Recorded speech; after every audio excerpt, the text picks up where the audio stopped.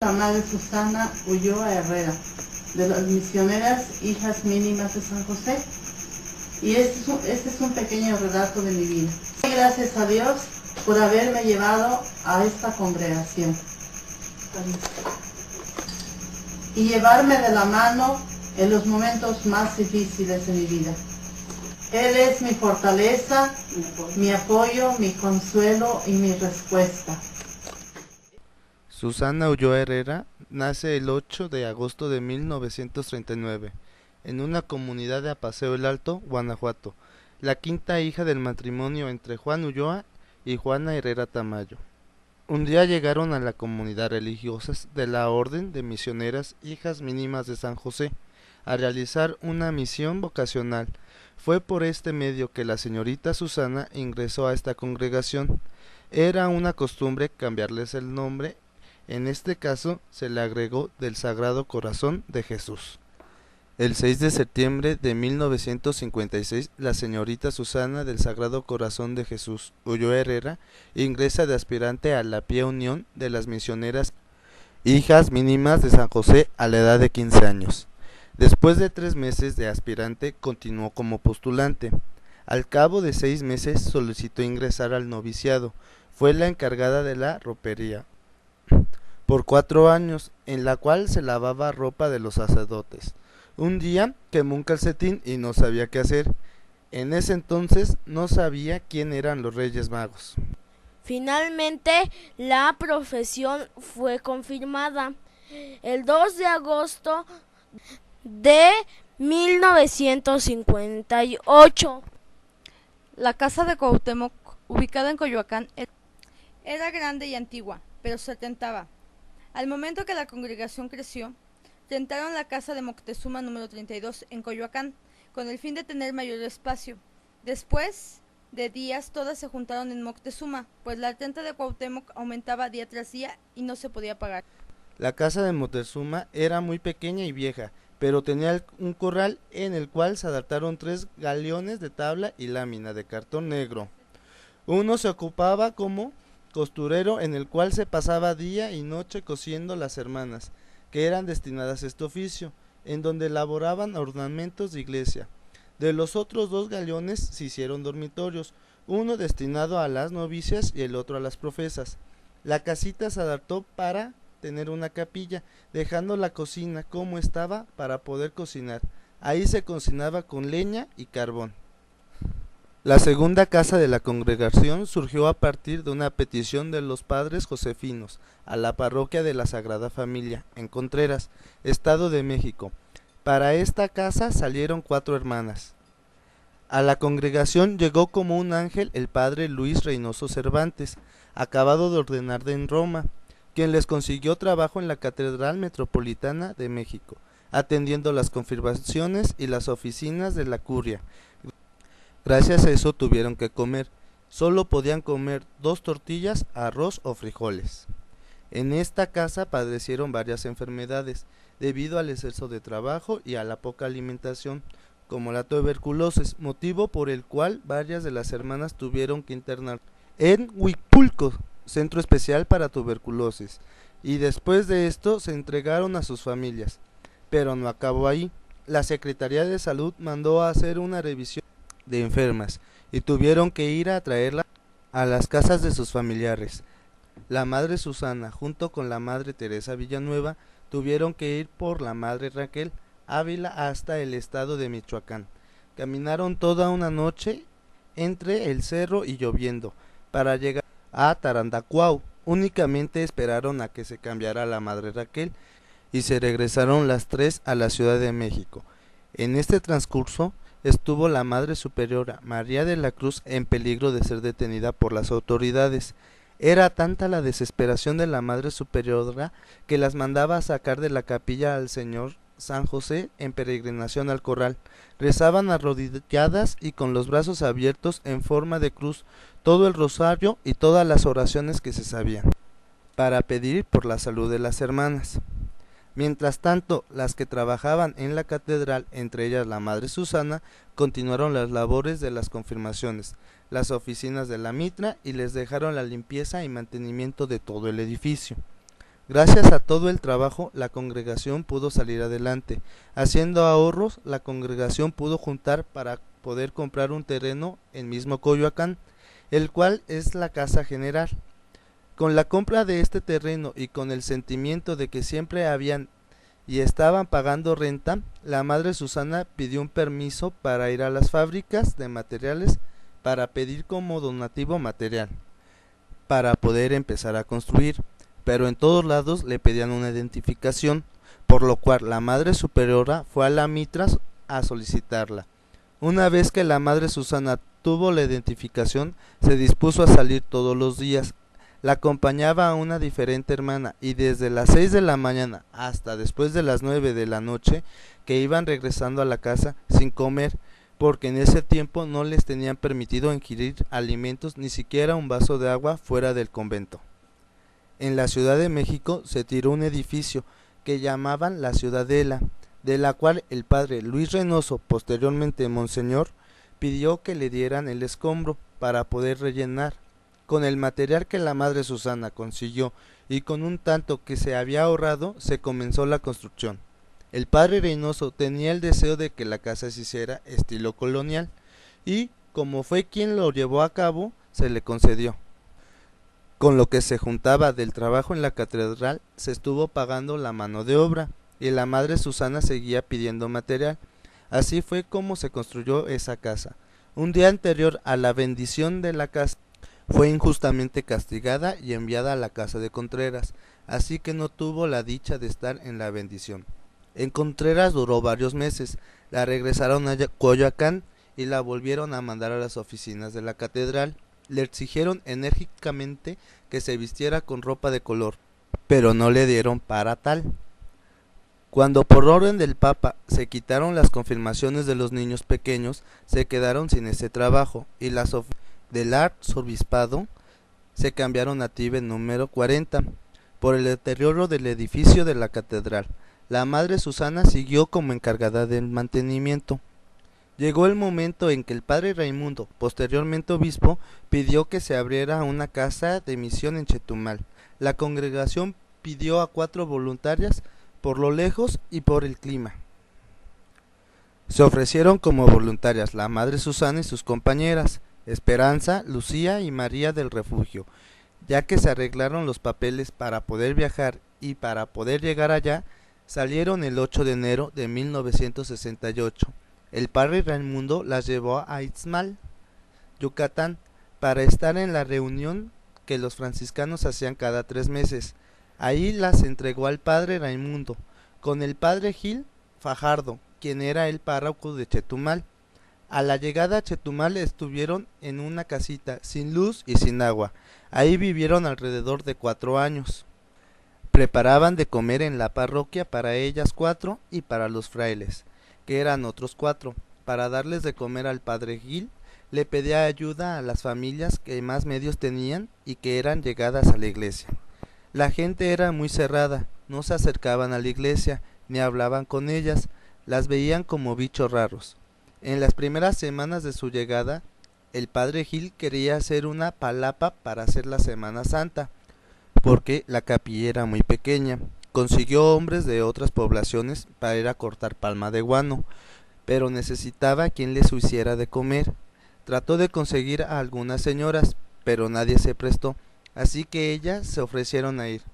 Acordaron que irían 2 una semana y regresando serían las otras 2. La primera semana se fueron las madres María del Refugio y Esperanza. Regresaron el miércoles porque el padre se enfermó. A pesar de la penuria, fue un momento cómico ver al padre envuelto en un gabán con la alta temperatura. Lo llevaron al médico y le recetaron inyecciones que la madre Susana tuvo que aplicar porque nadie más sabía. El domingo salieron las 2 que faltaban, que eran las madres Lucía y la madre Susana, pero el padre no quería llevar a la madre Susana.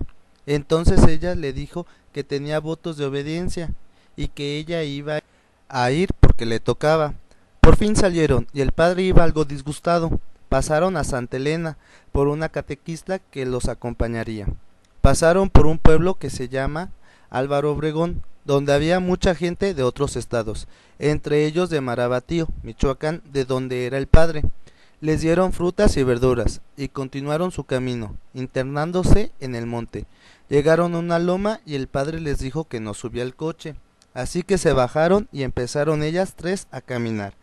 El coche, que era un Ballet de color blanco, como no les alcanzaba, se regresaron y vieron que el coche se fue a un barranco y se quedó incrustado en un árbol. Así que sacaron lo más indispensable. Volvieron a caminar. Eran como las 4 de la tarde. Caminaron toda la tarde, noche y parte de la mañana. Al ir caminando pasaban por entre las víboras, que estaban enrolladas. El padre les recomendó que no hablaran ni se movieran cuando las testeaban, para que no les hicieran nada. Llegaron alrededor de las 10 de la mañana. Buscaron unas piedras para hacer un fogón y preparar el almuerzo para los señores que estaban trabajando. Cosechaban el maíz de entre el monte para obtener el nixtamal. Molían en un molino de mano para hacer las tortillas. Había una palapita en donde se quedaban todos a dormir en hamacas y cocinaban a la intemperie. El padre se encargaba de llevarles el almuerzo y por las tardes rezaban el rosario y vísperas. El padre, la catequista y las dos madres. El padre iba caminando a Chetumal para traer insumos para la comida y regresaba todo cargado, porque no había vehículo para trasladarse.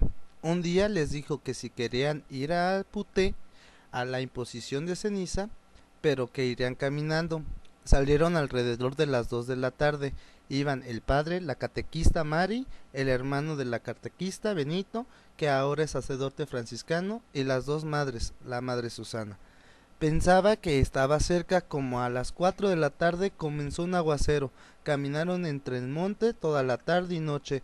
Era tanto el lodo que tanto la madre Lucía como la madre Susana se quedaron sin zapatos.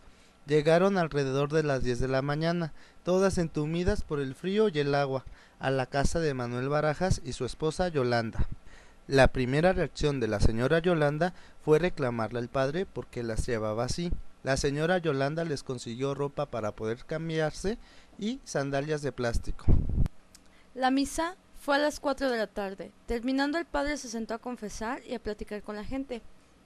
Esa noche se quedaron en la casa de la señora Yolanda en Cartones. Al otro día, el padre le pidió al señor Manuel que les diera un aventón al campamento para llevar agua, y los llevaron en el tractor que tenían. Al llegar ahí, volvieron a regañar al padre por cómo las tenía sin agua. El agua que llevaron la cuidaban muchísimo, pues a los alrededores no había agua. Al paso de los días parecían cenicientas. Un día, al llegar el padre de llevar el almuerzo, les dijo que había un charquito de agua limpia de la que había llovido, y que si querían la llevaba. Al llegar, vieron que la tierra estaba toda suelta, así que con sus manos estuvieron sacando el agua con la que se hicieron la cabeza.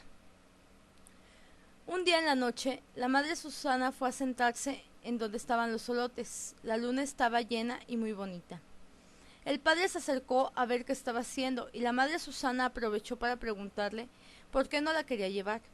Y él contestó que como era de piel blanca y de cabello claro, pensó que era de una familia acomodada, y no iba a aguantar ni una semana por allá. Pasaron los días, y un día por fin fue el padre con la catequista en su bochito por las madres Susana y Lucía, pues a Mari la catequista y a su hermano Benito se los había llevado antes caminando a Chetumal. Duraron en el monte 1 mes y 15 días. A la llegada a Chetumal los recibió el padre Paulino, y como no llevaban zapatos les dio para que se compraran unos. En la Semana Mayor se instalaron en Chetumal para preparar Semana Santa. El padre Gil Fajardo estaba feliz. Bastante grande y muy cómoda la palapa. Hubo una gran asistencia. Fue la primera vez en Chetumal que se hizo el Via Crucis viviente, con una importante participación de la madre Susana. La Semana Santa quedó tan bien hecha que el premio fue llevarlas de paseo, patrocinada por la ayuda de la gente. En el paseo cargaban con lo necesario para hacer la comida en el monte, para economizar todo lo posible. Al regreso, continuaron con sus labores cotidianas. Se reunieron para organizar el siguiente trabajo. 8 días en cada comunidad, sobre las riberas del río Hondo. Las primeras semanas visitaron las comunidades de Francisco Botes, Calderón y Cocoyol. En las 3 comunidades no las recibían. En Francisco Botes llegaron a una capilla donde la patrona era Santa Clara.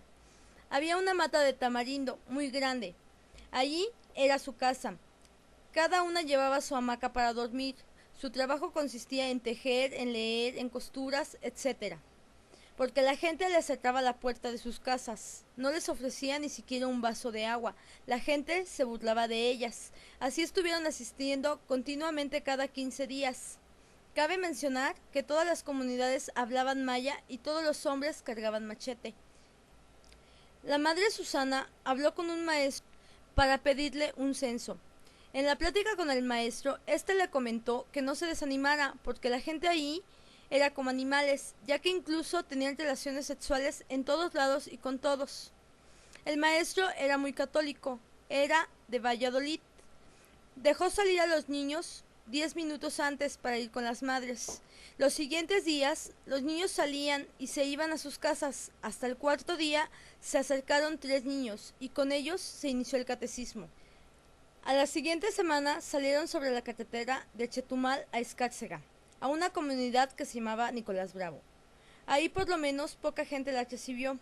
Iban de casa en casa dando pláticas. A la siguiente semana regresaron a Francisco Botes. Al paso del tiempo, la señora, donde el maestro comía, las invitó a desayunar. El maestro empezó a platicarle al matrimonio lo que era una religiosa, un sacerdote y a qué iban a la comunidad. Después, la señora le habló a la madre Susana y le dijo que por qué no iba a ver a una señora que vivía allá en la loma, que estaba muy enferma. Fueron a verla. Al llegar salió un niño como de 9 años, que les echó a los perros. Después pudieron hablar con el niño y le explicaron a qué iba, y fue como pudieron pasar. Se sorprendieron de las condiciones en las que vivían, entre la tierra. La señora estaba muy enferma, ardiendo en calentura, tenía el pecho muy inflamado y olía muy mal. Entre la madre Susana y la madre Lucía se dividieron el trabajo. La madre Lucía se quedó a cuidar a los niños y la madre Susana a la señora. La madre Susana llevó un botiquín, hirvió agua para lavarle el pecho, la atendió día y noche y la señora se recuperó. Días después, la señora fue a la capilla a darle las gracias. Les dio mucha alegría y fue como las aceptaron en las comunidades, porque el testimonio se corrió por todo Chetumal. En cada comunidad les preguntaban que si era un milagro y cómo lo habían logrado. Esa fue la llave de las puertas de las comunidades. Fray Domingo les ayudaba enseñando. De aquí en adelante se dedicaron a organizar bautizos, confirmaciones, legalizar matrimonios, etc. Su paciencia y sacrificio estaba dando frutos. Así se recorrieron aproximadamente 60 comunidades. El obispo de Campeche le pide al obispo de Chetumal que le atendiera a las comunidades más lejanas, y a las madres les incrementó el trabajo, y las distancias eran aún más largas. Disminuyó el personal porque una de las religiosas se enfermó y solo salían 3. La madre Susana se sentía muy feliz por la respuesta de la gente. Así terminó su estancia después de 15 años en Chetumal. Estancia llena de experiencias de todo tipo y muchas anécdotas. Una de ellas, que la gente era tan cerrada que no les advertía de los peligros del lugar. Estando con los niños en el catecismo, veía que se atascaban mucho por todos lados. La madre Susana se preguntó el por qué, y descubrió que eran unos gusanos que se metían al organismo en forma de bacterias e iban creciendo dentro, comiéndose la carne. Ella preguntó cómo se podían quitar. Después de mucho indagar, le dijeron que se ponía a remojar tabaco en alcohol y que se aplicaba donde estaba el gusano y se presionaba. Así que la madre Susana puso manos a la obra, consiguió tabaco y lo puso a remojar. Llegó al catecismo, sacó a los niños al patio. ¿Cuál sería su sorpresa que al aplicar el remedio el gusano empezaba a brincar como si fuera un resorte? Presionó y el gusano salió. Después de eso, la misma gente le llevaba a la madre tabaco y alcohol a la madre para que sacara gusanos, a chicos y grandes, hombres y mujeres. Ella cuenta que los más difíciles de sacar eran los de la cabeza y que nadie se atrevía a sacarlos. Posteriormente se fundó la Casa de Ocampo, Michoacán, en 1983, con la participación de 4 hermanas, entre ellas la madre Susana, organizándose con el párroco para salir a las comunidades. Aquí la gente la recibió un poco mejor, sin embargo había mucha desintegración familiar. Siendo la madre la encargada, el padre González, excelente médico homeópata, le pidió que se hiciera cargo de los jóvenes, pues andaban muy descarriados. Después de los jóvenes, la madre Susana siguió con los grupos de padres de familia. Organizó encuentros conyugales. Consiguió desde México matrimonios que impartían pláticas. De estos encuentros quedaron grupos de parejas que siguieron organizando otros grupos. Estando en un retiro de jóvenes y de algunos matrimonios, llegaron a avisarle que la casa en donde vivían se estaba quemando. La madre Susana le avisó al padre, pero este no la dejó ir porque había muchos jóvenes y tenían al Santísimo. Fueron varios matrimonios a la casa a tratar de sofocar el fuego y a sacar lo poco que pudieron.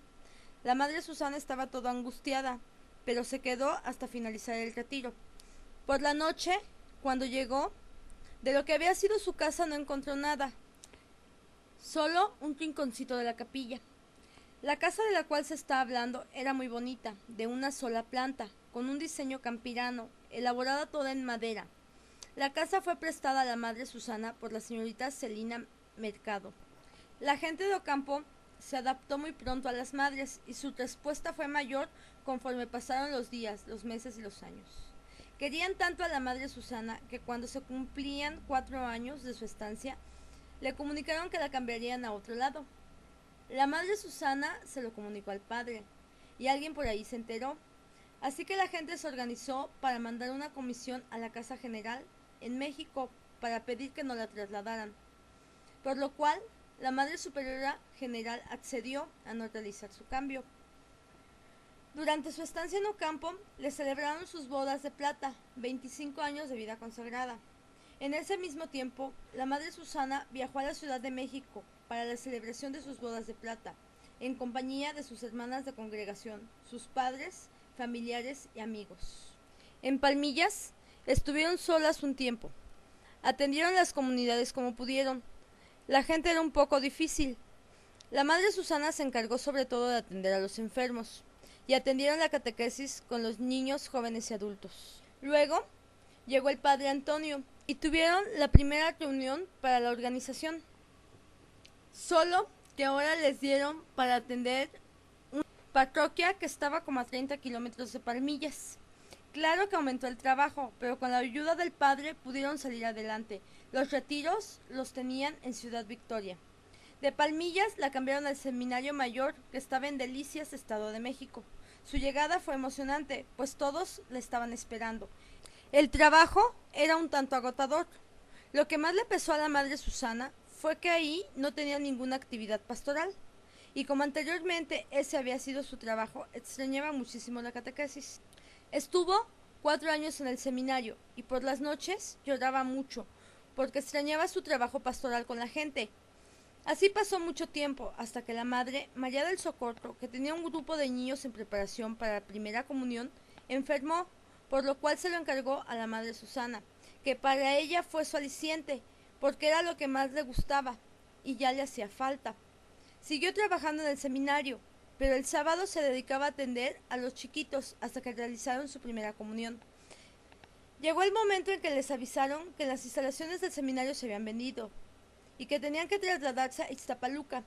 Unos extranjeros tomaron película de toda la casa, incluyendo muebles para su venta. La madre Susana salió de vacaciones y de regreso llegó a la Casa General a Coyoacán.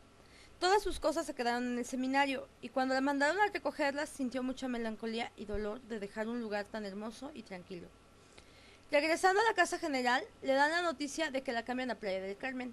La madre de Susana iba como encargada junto con otras 2 religiosas a una casa que se abría, pero una de las religiosas enfermó.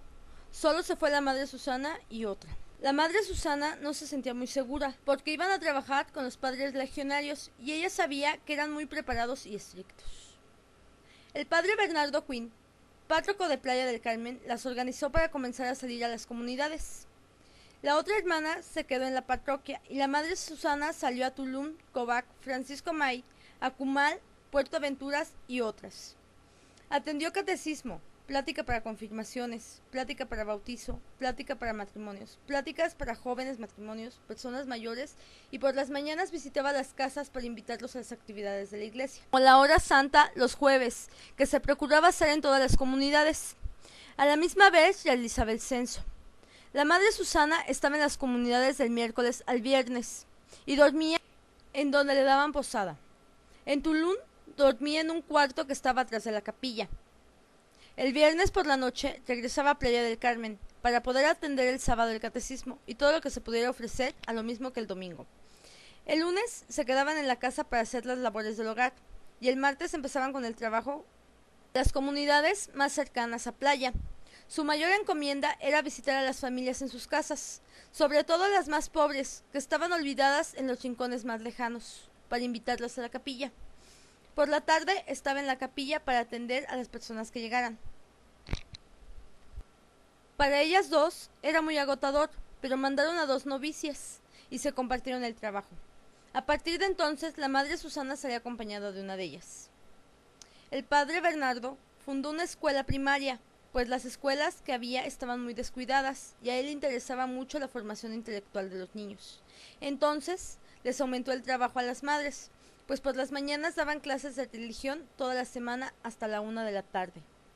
La madre Susana, junto con una de las novicias, salían todos los miércoles después de la 1 de la tarde, a las comunidades más lejanas, regresando los sábados por la tarde, para continuar con las labores de la parroquia. La madre Susana recibió de la señora Anita Blanco la donación de un terreno en Francisco May, en el cual se construyó una casita para la comunidad.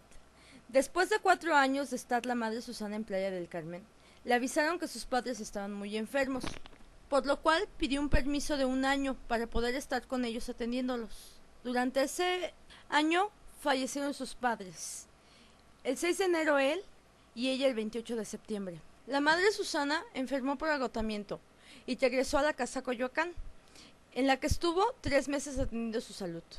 Después de estos 3 meses la mandaron a la parroquia de San Martín, en Ciudad Nezahualcóyotl, Estado de México.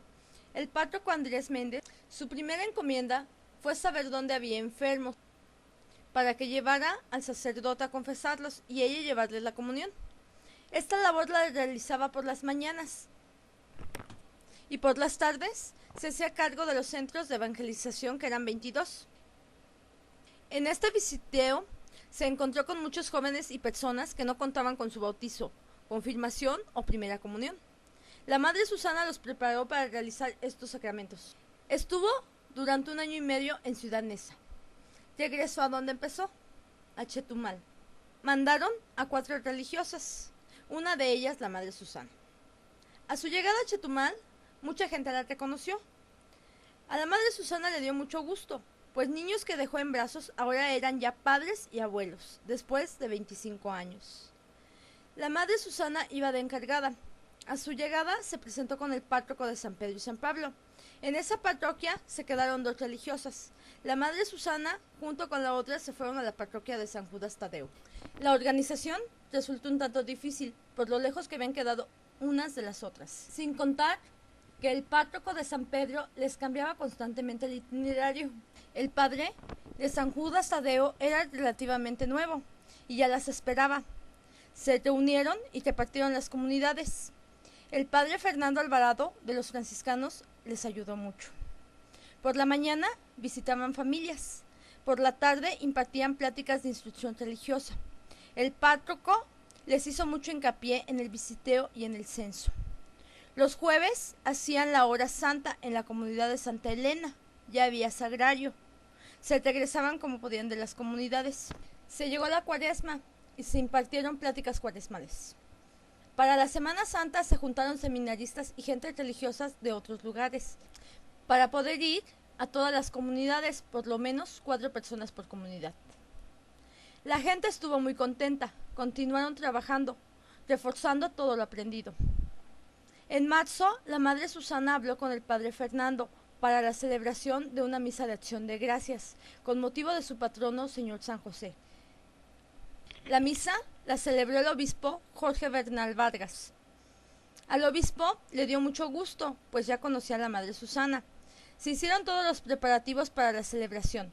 La cena fue de unos tortillas, otros guisos y algunos más platos y vasos. El grupo San José les ayudó. El padre Fernando les preguntó que qué les faltaba y le dijeron que refrescos. Les dio los refrescos y alquiló 2 mampatas y sillas. Las sillas y las mampatas las llevaron como a las 4:30 y la misa era a las 5. Llegó el señor obispo y las encontró bajando sillas y todas apuradas. Hasta el padre Fernando les estaba ayudando. El padre Fernando los recibió y se puso a platicar con el señor obispo. Una señora que fue a ayudarles vio al señor obispo y les prestó unos sillones. Llegó la procesión de San José, triciclo, y el señor obispo fue a recibirla. Todo fue muy gracioso. El señor obispo agradeció a la madre Susana por pedirle que celebrara la misa, pues ese mismo día el cumpleaños de su ordenación episcopal. La homilía fue muy bonita, pues hizo alusión a todo el tiempo en que conocía a la madre Susana. Al término de la misa, el padre Fernando llama a la madre Susana para darle las gracias al señor obispo delante de toda la gente. En la cena, el señor obispo empezó a platicar de todo lo que había vivido desde sus inicios.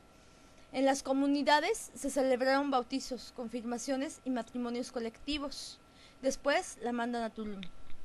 Llegaron a Tulum 2 madres, una de ellas la madre Susana, con la novedad de que el párroco que las había solicitado lo habían cambiado, topándose con un padre que no estuvo de acuerdo con su presencia.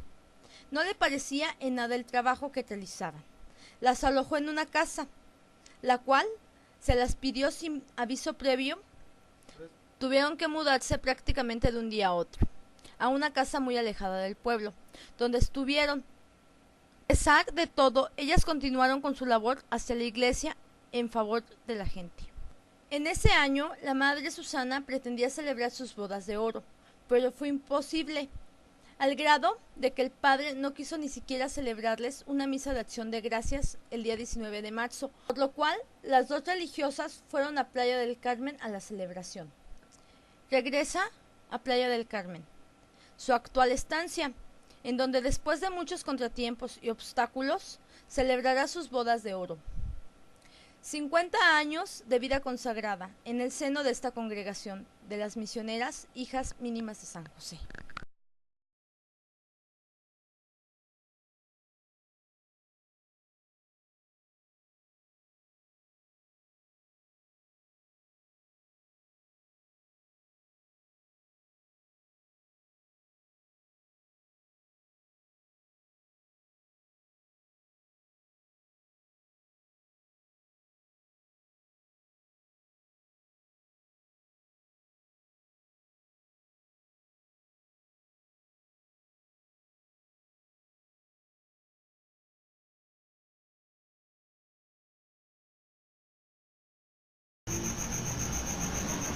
Doy gracias a todos